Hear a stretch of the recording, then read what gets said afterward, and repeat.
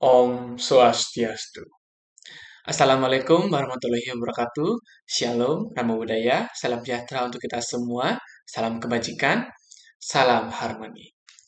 Halo rekan-rekan sekalian, nah pada mata kuliah logika pemrograman ini, kita akan belajar mengenai array.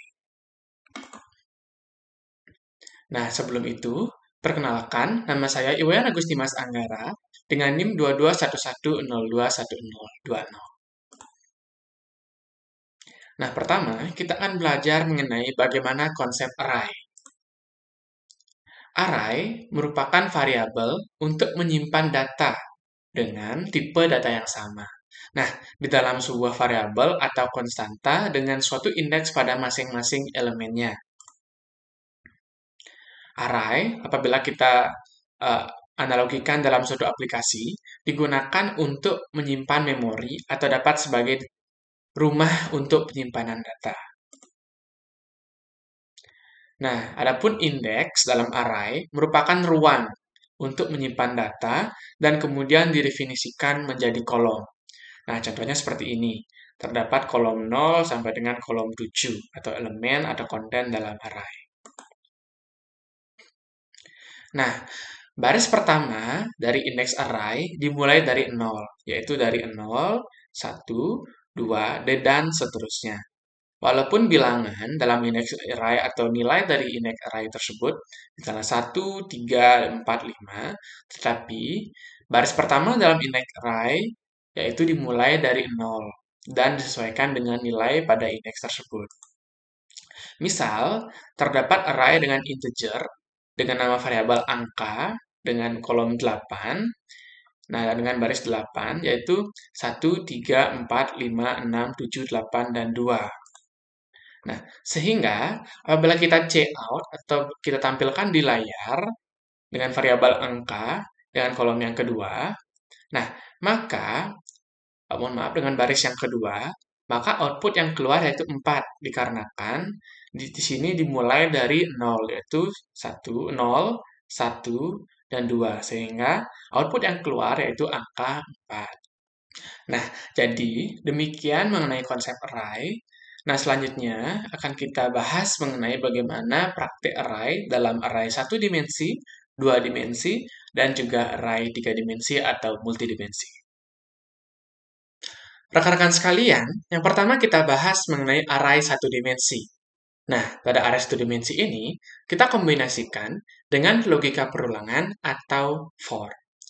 Nah, adapun sintaks yang pertama, kita buat yaitu include IOStream using namespace std dan integer main. Nah, setelah itu, kita deklarasikan variabel array yang akan kita gunakan dalam sintaks ini.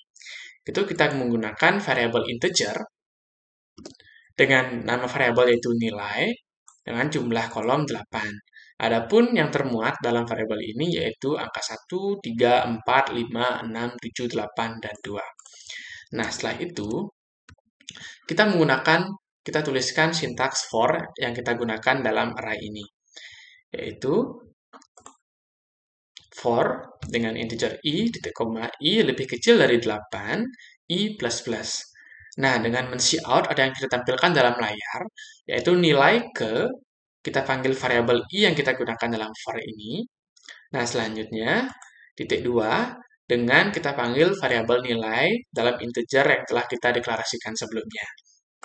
Nah, tidak lupa, kita menuliskan sintaks return 0 dalam sintaks ini. Nah, setelah itu, kita run sintaks ini, dan akan muncul, nah, seperti ini. Jadi, yang muncul sesuai dengan bagaimana for yang telah kita buat sebelumnya. Hal ini dapat bermanfaat, yaitu mengefisienkan dan mengefektifkan coding yang telah kita buat sebelumnya. Yaitu logika for atau logika perulangan yang kita buat di sini dapat membuat sintaks lebih efisien dan kita atur lebih efektif dalam pengkodingannya. Nah, semisal kita ubah di sini angkanya menjadi 5 dan kemudian kita run, maka yang muncul adalah baris ke 0, 1, 2, 3, dan 4 dalam ini dan berjumlah 5. Nah, misal kita buat di sini 8 kembali, maka yang muncul akan semua sesuai dengan nilai yang telah kita inputkan di integer sebelumnya. Nah, sehingga logika for atau logika perulangan ini dapat bermanfaat atau berguna mengefisienkan dan mengefektifkan sintaks yang telah kita buat. Nah, selanjutnya akan kita bahas mengenai array 2 dimensi. Selanjutnya adalah array berdimensi 2 atau 2 dimensi. Nah, yang pertama, kita deklarasikan variabel yang akan kita gunakan dalam array ini. Nah, adapun variabel yang akan kita gunakan, yaitu variabel char dengan nama variabel nama, yaitu kita buat nilainya yaitu 100 dan dengan jumlah baris 100. Dengan selanjutnya variabel integer nilai dengan 100 dan integer nomor yang kita gunakan untuk nanti men-cout atau kita gunakan pada saat input jumlah mahasiswa. Nah, selanjutnya setelah itu kita buat tampilan judul serta menginputkan jumlah mahasiswa yang akan kita gunakan dalam array ini. Dengan men-cout judul, yaitu array 2D dinamis, yaitu array 2 dimensi dinamis, dan kemudian kita cout selanjutnya adalah masukkan jumlah mahasiswa. Nah, dalam cout ini, tampilan jumlah mahasiswa ini, kita memanggil variabel nomor atau no yang telah kita deklarasikan sebelumnya. Nah, selanjutnya kita kemudian menginputkan data dalam array yang akan kita gunakan. Nah, dengan menggunakan logika for juga, yaitu cout input data dengan menggunakan for integer i sama dengan 1, titik koma i lebih kecil sama dengan no yang telah kita inputkan sebelumnya, dan i++. Dengan cout masukkan nama mahasiswa dengan memanggil variabel nama, dan men-cout masukkan nilai mahasiswa dengan memanggil variabel nilai. Nah, setelah kita menginputkan data, kita selanjutnya akan menampilkan data yang telah kita inputkan sebelumnya, yaitu menggunakan for juga, yaitu cout tampilkan data n-line dengan menggunakan for integer a sama dengan 1, a lebih kecil sama dengan no, dan a++. Dan men-cout nama, dan kita manggil variabel nama a yang telah diinputkan sebelumnya, dan variabel nilai a dengan yang telah diinputkan sebelumnya. Nah, setelah itu kita cout selesai pada tampilkan selesai, dan kita membuat return 0. Nah, apabila kita run sintaks ini, maka yang pertama kita akan diminta untuk masukkan jumlah mahasiswa. Semisal terdapat 3 mahasiswa yang akan kita inputkan nilainya. Nah, pertama kita inputkan nama mahasiswa. Contohnya seperti Agus. Nah, nilai Agus ini misalnya 85. Nah, nama mahasiswa yang kedua yaitu Dimas. Selanjutnya dengan nilai 80. Dan mahasiswa yang terakhir yang ketiga ini yaitu Anggara dengan nilai mahasiswanya misalnya 70.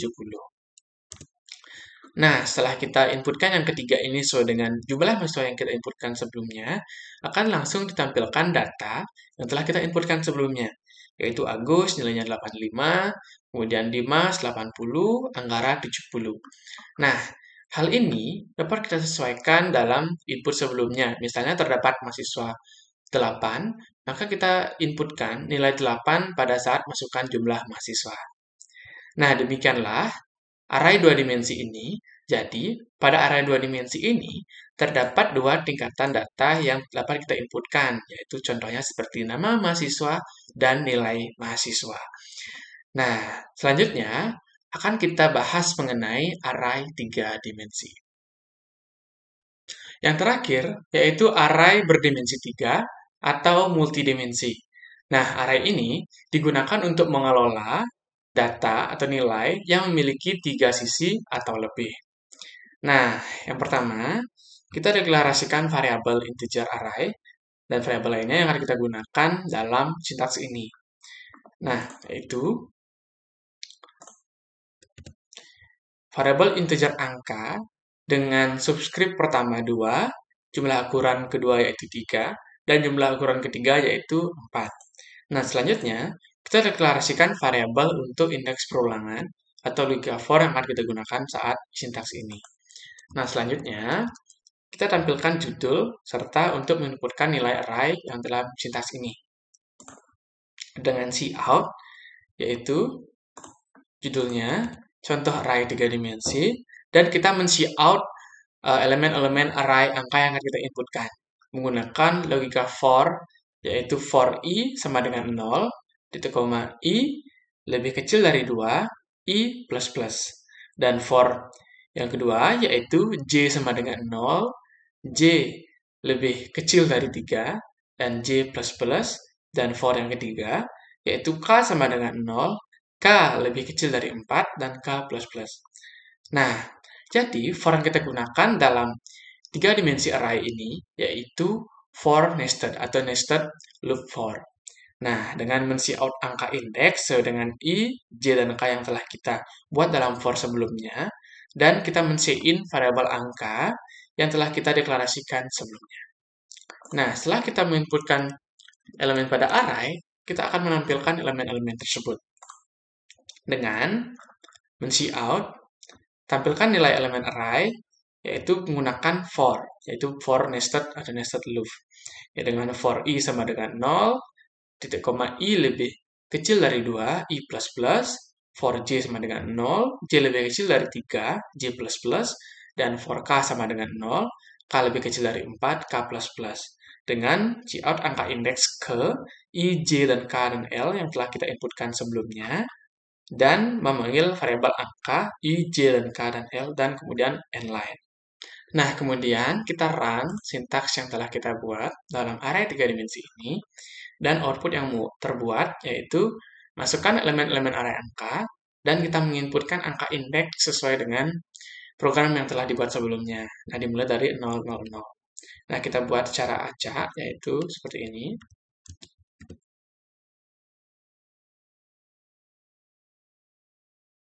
Nah, maka yang muncul yaitu seperti ini.